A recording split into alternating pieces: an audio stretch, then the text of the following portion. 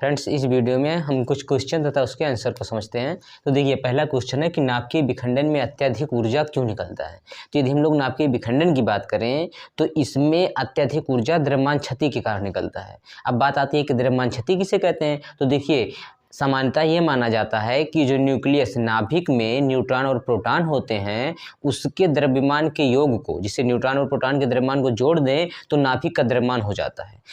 लेकिन प्रयोगों और अध्ययन द्वारा ये पाया गया कि जो न्यूट्रॉन और प्रोटॉन के द्रव्यमान का योग होता है उससे नाभिक का द्रव्यमान कुछ कम हो जाता है। तो जो द्रव्यमान में कमी आ रही है उसी को हम लोग कहते हैं द्रव्यमान क्षति। ठीक है।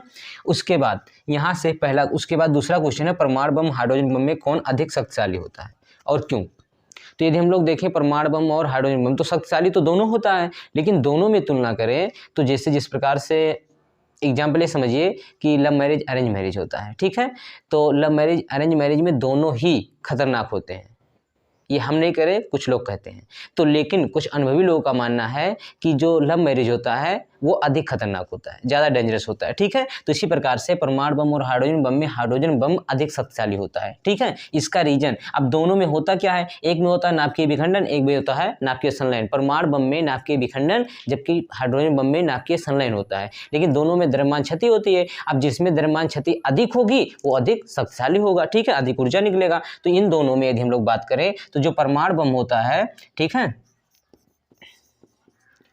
परमाणु बम में जो द्रव्यमान क्षति होता है वो 0.1% होता है। लेकिन यदि हम लोग हाइड्रोजन बम की बात करें तो हाइड्रोजन बम में जो द्रव्यमान क्षति होता है वो 0.231% होता है। तो देखिए, हाइड्रोजन बम में द्रव्यमान क्षति हो रहा है 0.231 और परमाणु बम में कितना हो रहा है, सिर्फ 0.1। तो द्रव्यमान क्षति अधिक हो रहा है हाइड्रोजन बम में, इसीलिए हाइड्रोजन बम जो होता है अधिक शक्तिशाली होता है। ओके फ्रेंड्स, ब्रह्मांड में हाइड्रोजन की मात्रा सर्वाधिक है क्यों। तो ब्रह्मांड में हाइड्रोजन की सर्वाधिक मात्रा इसलिए पाई जाती है क्योंकि हाइड्रोजन का जो नाभिक होता है सबसे ज़्यादा अस्थायी होता है। मतलब इसके नाभिक में सिर्फ प्रोटॉन होता है, न्यूट्रॉन होता ही नहीं है। ठीक है।